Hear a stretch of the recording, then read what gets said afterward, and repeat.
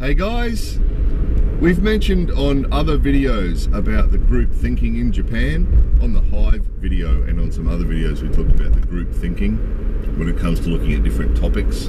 The group thinking is very important when making decisions, or when deciding if something should be done differently or if it's good or bad. And a really good example of this, or lots of really good examples of this, are on Japanese TV.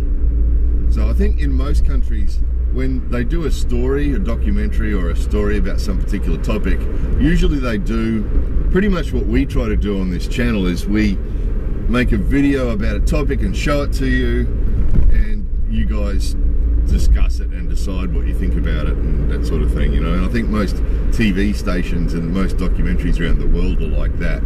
Tend to do a story, research the story, present the story, and then people decide what they think about it. They sit at home and watch it on TV, and people decide individually how they feel about it, whether they like it or they don't like it. What happens on Japanese TV often, every day, you'll always see examples of this on Japanese TV, you just got to go through the channels and you'll find it, will be that they'll do a story on something, and while you're looking at the documentary, so okay, in this case in particular it was about kotatsu. So we've shown you kotatsu before. The kotatsu is the table covered with a blanket, and it's got a heater underneath it, and you can sit at the kotatsu with your feet underneath, and it's all nice and warm. So brilliant invention, the kotatsu. So they did a story about kotatsu. So, now it's winter, it's really cold, what's happening with kotatsu, are they popular recently or not popular recently, how many people are using them, and this sort of thing. So that's all, normal story. But the difference between other country TV and Japanese TV is, while they're doing that, they have a panel of people in the studio sitting there, watching the documentary with us. And then in one corner of the screen, they'll have another little screen, pretty much like what you're looking at now with me. And there'll be a little screen, and you'll be watching somebody's reaction. So they slowly show all the different people in the studio, all the different talent usually. It's usually sort of semi-famous people sitting in the studio. And on the little screen comes up all the different people's faces and their reactions to what you're watching. So it's showing you how they're reacting to what it is, whether they're going, oh, very good, or whether they're going, oh, that's no good, or whether they're crying, or whatever their reaction is. So that as you're watching the story, you're seeing the reactions of all these sort of semi-famous people and other people in the studio, and their reactions to the story. So it's a group reaction to what's happening. So it's sort of a yardstick to see if your reaction to what's happening is the same as the group reaction. Sort of inevitably steers your reaction, because if you're looking at 10 people crying when they're watching a story, it tends to steer you in the same direction. So in the case of the kotatsu story, here's the kotatsu, isn't it wonderful? What do people think of the kotatsu? So they interviewed lots of people on the street and said, do you have a kotatsu at your house? Do you use the kotatsu? And what do you think of the kotatsu? And then you can see the people in the studio nodding and shaking their heads and doing whatever else they're doing. And then the next step, often, not always, but often, the next step is to ask foreigners what they think. And you can see what's happening. Again, it's the group. It's what the group thinks of what's happening. So it starts off with showing you the story. Okay, here's the topic, and then it asks the group. So then it asks the group on the street, the Japanese people on the street, in that city, what they think. And then they'll find other people and ask them what they think. And then they start to. Often, what they do is they'll find the foreigners and ask the foreigners what they think. And sometimes it might be like they did in this kotatsu story, is they interviewed foreigners on the street and asked them what they thought of kotatsu. And then they've got on the internet and searched it on the internet in English, and they've come up with our kotatsu video. So then they contacted us and said, is it okay if we show an extract from your kotatsu video? And I said, yeah. And so they did. Here it is. Watch this.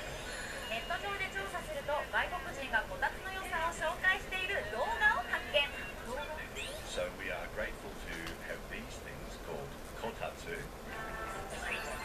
驚くべき日本の文化として発信されていたんですが、さらにその動画を見た外国人から絶賛の声が続々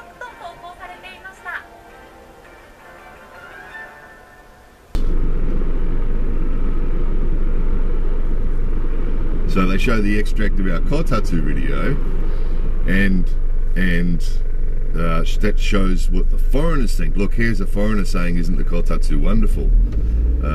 And then they brought some foreigners into a room in some foreigner hostel somewhere and showed them a kotatsu for the first time and got their reaction from it. So you can see that the group in that case is the world. They want to know what the world thinks of it, which I would suggest is not real likely in other countries. I just can't imagine that in Australia. You know, oh, in Australia we love our barbecue. You know, our barbecue is really important to us in Australia. Here's the story about barbecues.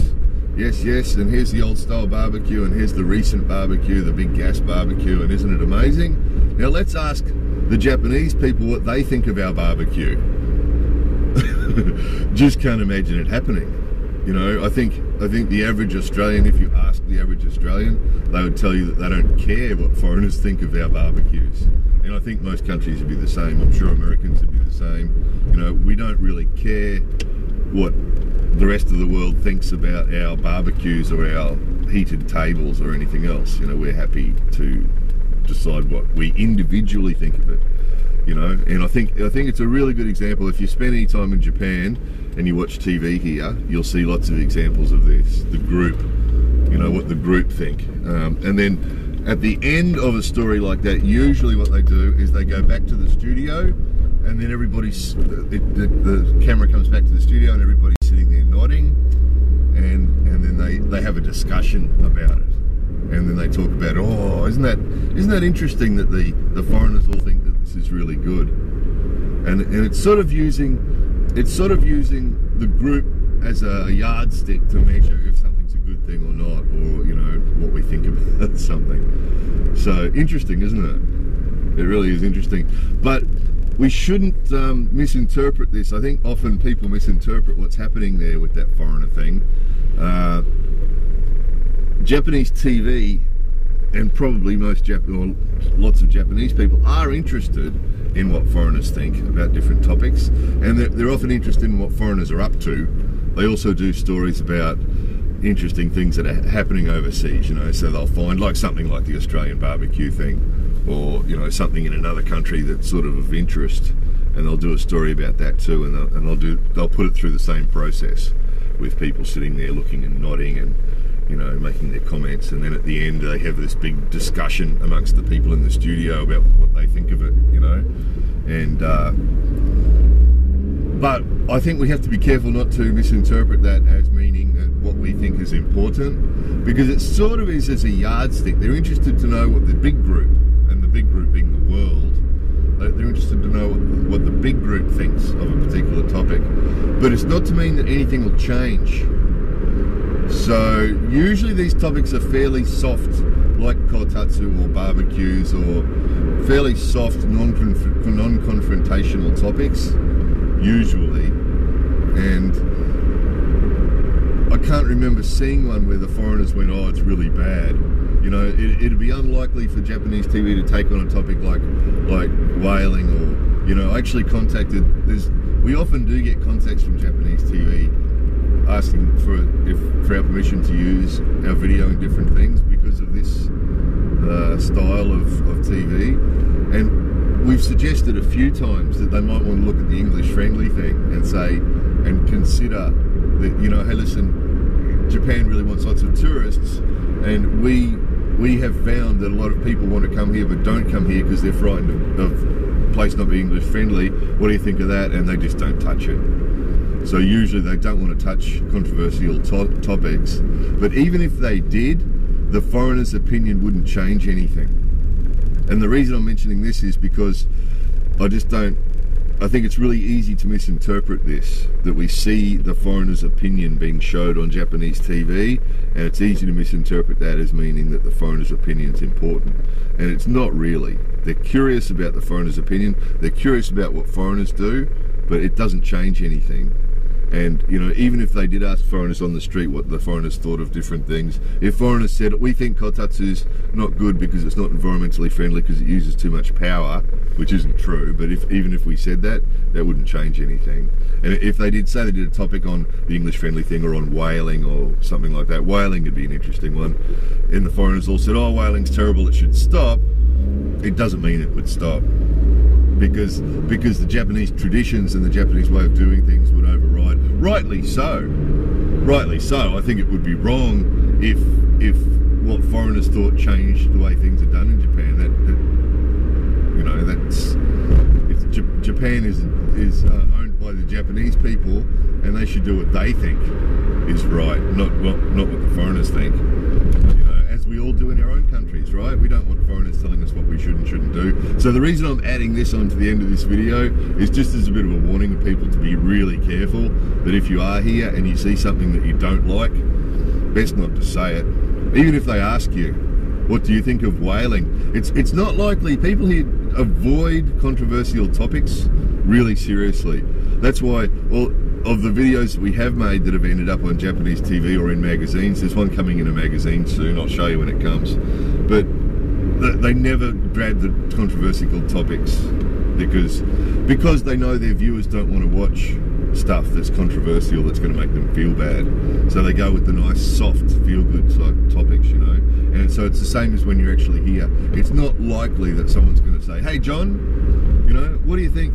What do you think of whaling? Hey Bob, you know, what do you think of the dolphin thing in Taiji? You know, it's not likely that they're going to say something like that to you because they don't want an answer and they don't want to put you in an uncomfortable position. So it's not likely, you know, that they talk about, you know, people sometimes say, why don't you do an interview about the war, or why don't you do an interview about Nanking, or I'd be seen as extremely rude if I brought up an uncomfortable topic like that.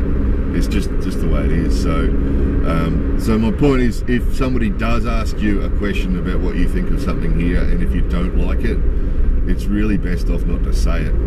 It's not going to make any difference if you do. Nothing's going to change. You know, nothing's going to change. People often say, they see our videos about the difficult topics, the videos we make, and foreigners often say, you know, they need to change that, they need to change that, and I'd say something, I'd do something, I'd do this, I'd do that. You can if you want to. You can do whatever you want to do, but it's not going to change anything. They're not going to suddenly say, the foreigners think this is bad, so we're not going to do it anymore. It's not going to happen. It's not going to happen. Rightly so. Same with their own countries, right? You know, I can't imagine, you know, in Australia they cull kangaroos because when the seasons or the weather climate's a certain way, the kangaroos just go rampant and there's just too many of them, so they cull them, and lots of foreigners protest and complain about that because, you know, killing kangaroos sounds really bad, but in Australia it's normal. It's like, you know, they overwhelm the place and they eat everything, and then there's nothing left for them to eat either. So they get culled, and lots of foreigners object to that, but that doesn't change anything. And I think, you know, in lots of countries it's the same. We don't necessarily listen to the foreigners. So. But yeah, interesting, isn't it, the group thing? So if you find yourself in Japan watching Japanese TV, it's easy to find that exactly what we just showed you. Just go, use the remote, click through the channels, and you'll find exactly that. You'll find there'll be a topic on cooking some sort of food, or some sort of story about, yeah, often food. Food's a popular one. Here's a story about mochi. Here's a story about noodles. And everybody's sitting there nodding and saying, yes, that's really good. So anyway, I hope you found that a little bit interesting. And more videos coming soon.